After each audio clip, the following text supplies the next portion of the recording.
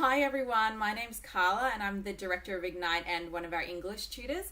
I just wanted to give you some quick training on how to best prepare for your exams, particularly in relation to memorizing your work, which can be a bit of a tedious task and unfortunately not always the best test of English skill, but something that needs to be done so that you've actually got something to write in your exam and that all the preparation you've done actually translates into something that you can write under exam conditions.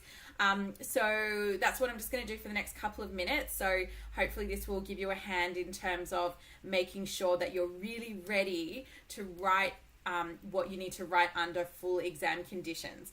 Okay, so a lot of this is also based on my experience of what I did when I was in year 12, and I did find it, again, quite a bit tedious, but you can, get a lot out of using this particular technique. So, look, it's not really imaginative, but basically what I always did was I did look, cover, write, check. So what I would firstly do with that is I would take the content that you want to be learning for each module. Most likely you've got, paragraphs, or you've got a basic essay plan, and you want to just make sure you turn I would turn my essay into dot points, so like a scaffold. So obviously what each idea is in each paragraph, you've got your examples ready, you've got your basic your analysis, and I would just break it into dot points. I feel like it's just a little bit easier and more bite-sized than trying to learn things line by line.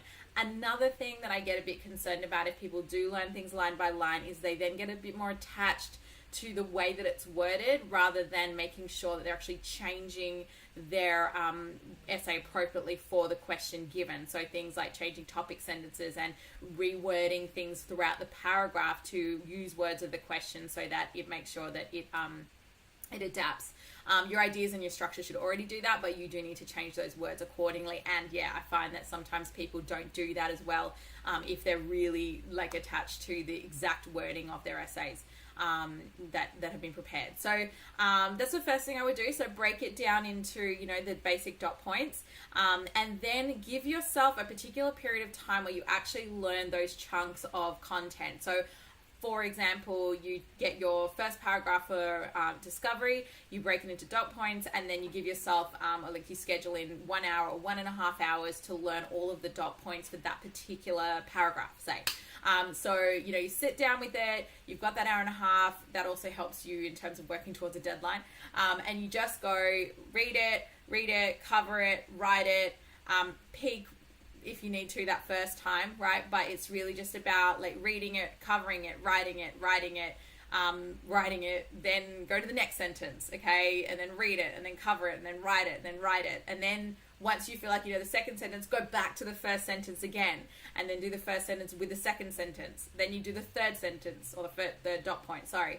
And then, you read it, cover it, write it. Once you know it, go back to the first sentence again, okay? So it's just so much about a process of repetition and going back and writing it. And the more you can do it without actually reading what's there, the better you know it, okay? So a lot of people do things like, they think that reading it, listening to it, and I used to do that too. I would listen to it to and from school. I would listen to it going to sleep, somehow praying that it would go into my subconscious memory. I would I would read it on to and from in the train. I would listen to it and read it at the same time. But look, ultimately at the end of the day, the only thing that really got it into my head properly was sitting down and doing that work of look, cover, write, check, okay? So once you finish that whole content, that paragraph, write the whole paragraph out, even take a new question, write the material out to a new question so that you're, learning to adapt it while you're getting it better and better learnt in your head. And then, once that's done and you come back to the next block of hour and a half that you learn the next paragraph, you can even start by, doing the previous paragraph again and then going into the next paragraph worth of dot points and so forth. Okay, so you kind of get the picture. You just got to go back to the top, and repeat. Again, like I said, it's a little bit tedious. It is a little bit time consuming depending on your memory. Mine wasn't that great, so I had to go over it a lot. But man, it got absolutely cemented in my head and I wrote some damn good essays. Okay. And I was able to really answer the question. So once you actually know the content, it's crucial, obviously, and you'll know this from everything your tutors told you as well, that you go back and you use you practice it to different questions, and then you time yourself.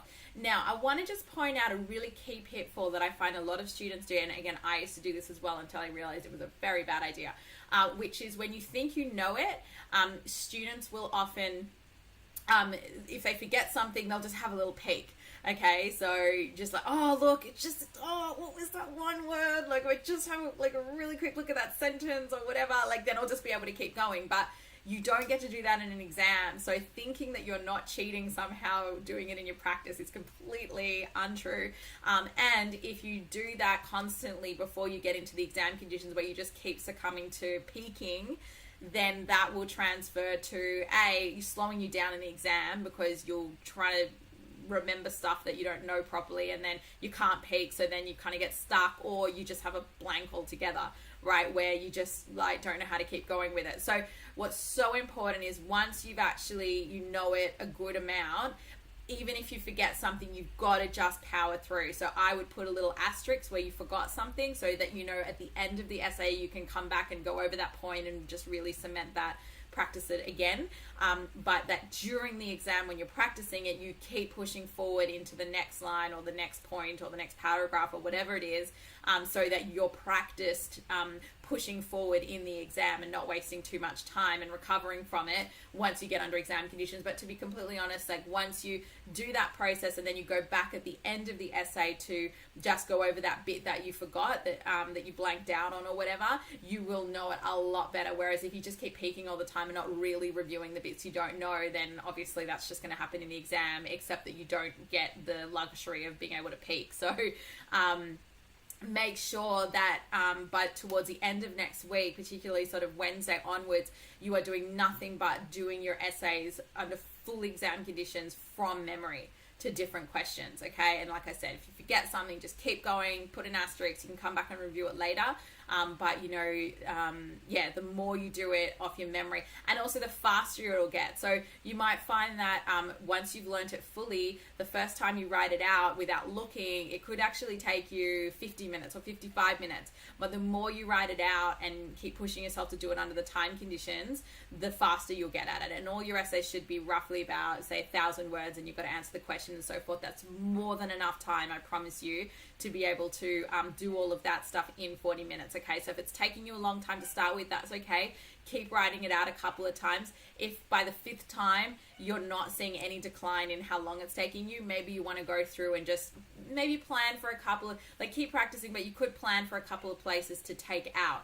So one of the things I knew is if I got a particular sort of question in the HSC that, you know, or anything that was going to slow me down, it's always going to be preferable, always to answer the question over writing more content. So what you can do is, if you know something's might take you a little bit longer, like say if you get an extract from module B or something, then you can highlight before you go in, and ideally, so you're not cutting on the spot, just highlight a couple of sections, and you can even work on that with your tutor if you need to.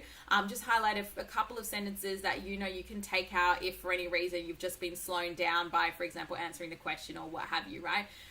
Not slowed down. Okay, so just have that planning done beforehand so that you know you can just cut that on the spot and it's not going to have a big impact, because you never want to be in a situation where you're doing something like chopping off a conclusion or something, because that's already an automatic deduction of like 2 marks. Okay, whereas if you miss 1 or 2 examples throughout your essay, it's not going to have as much of an impact by any stretch of the imagination, especially if you cutting that content out means that you're answering the question better. So give that a go. If you have any questions, definitely speak to your tutor. But that's my tip on how to be learning your stuff, and good luck with it. You know, the end is near, and know you guys have all worked your asses off and you're probably totally over it, but don't worry, it does come to an end.